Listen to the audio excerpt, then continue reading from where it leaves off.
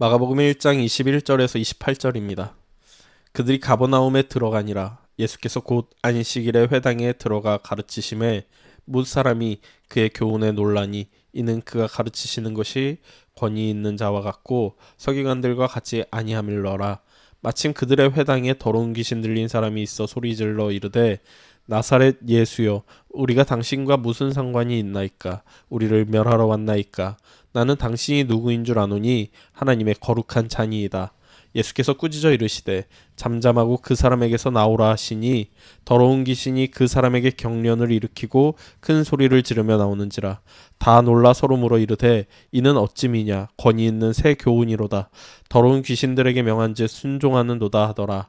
예수의 소문이 곧 온 갈릴리 사방에 퍼지더라. 아멘. 안녕하세요. 고민하는 목사 이영석입니다. 지난번 나눔에서 우리는 제자를 부르시는 예수님을 보았습니다. 예수님께서는 다른 스승들과는 다른 권위를 가지고 계셨고 제자들은 예수님께서 부르시는 것만으로도 모든 것을 포기하고 따랐죠.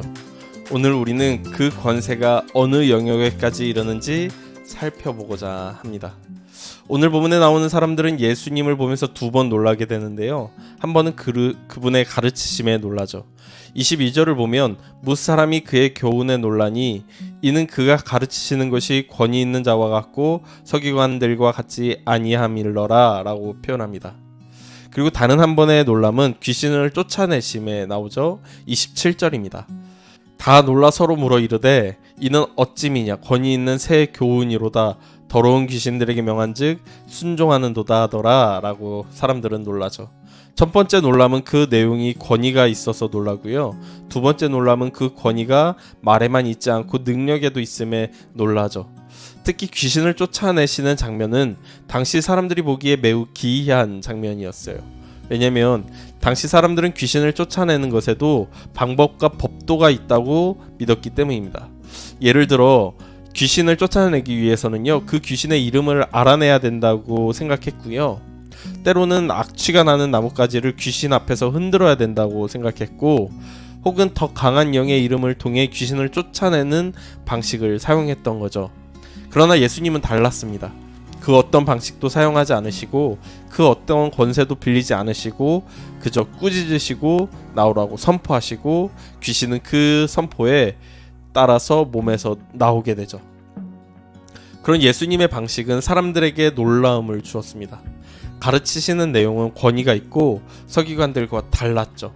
귀신을 쫓아내시는 것도 권위로 하시고 다른 방식을 사용하지 않으십니다. 그리고 그런 예수님에 대한 소문을 사방으로 퍼지기 시작하죠.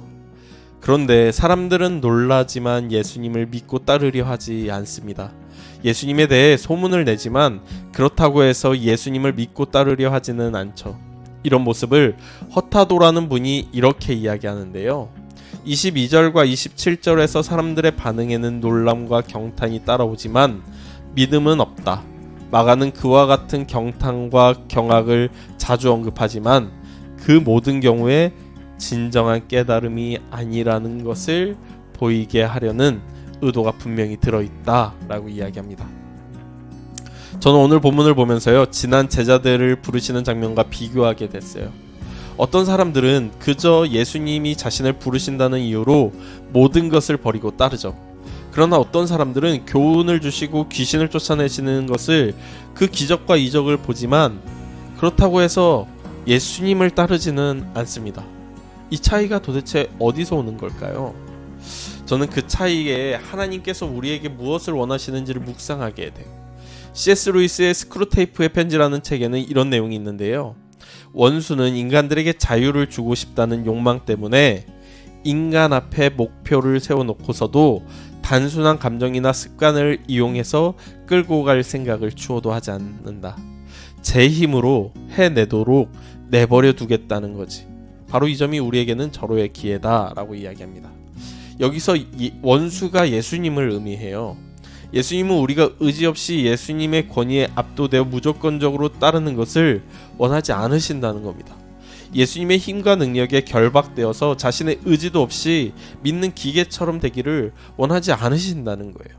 인간은 감정에 흔들리고 욕망에 넘어지고 습관에 따라 악을 행하기도 하지만 그럼에도 불구하고 자신의 힘과 의지를 가지고 예수님을 선택하기를 원하신다는 거죠. 감정에 흔들리지만 흔들리면서도 걷는 것, 욕망에 넘어졌다가도 다시 일어나 믿음을 선택하는 것, 습관을 따라 악을 행했다가도 멈칫하고 뒤돌아 예수를 향해 나아가는 것, 예수님께서 우리에게 원하시는 믿음의 모습입니다. 그래서 제자들과 군중들이 같은 것을 보고 같은 것을 듣고 같은 것을 경험하면서도 다른 것이죠. 제자들과 군중들이 같이 놀라고 같이 경탄하면서도 누군가는 소문내는 것으로 끝나고 누군가는 예수님을 쫓아 따라다니는 것으로 이어지게 되는 겁니다. 누군가는 집으로, 가족으로, 친구에게로 갈 때 누군가는 예수님 곁에 머물러 있게 되는 것이죠. 우리는 제자를 부르시는 권위와 가르치시는 내용의 권위, 그리고 귀신을 쫓아내시는 권위를 보았습니다. 그리고 예수님의 뜻은 우리가 생각 없이 의지 없이 권위에 굴복하고 복종하는 것이 아니라 자신의 생각과 의지를 가지고 예수님을 선택하길 원하신다는 것도 보았죠. 우리에게 또 한 주의 삶이 주어졌습니다. 그 한 주의 삶 가운데 나의 욕망과 옛 습관과 감정을 넘어 자신의 의지를 가지고 예수님을 선택하는 우리 모두가 되길 소망합니다.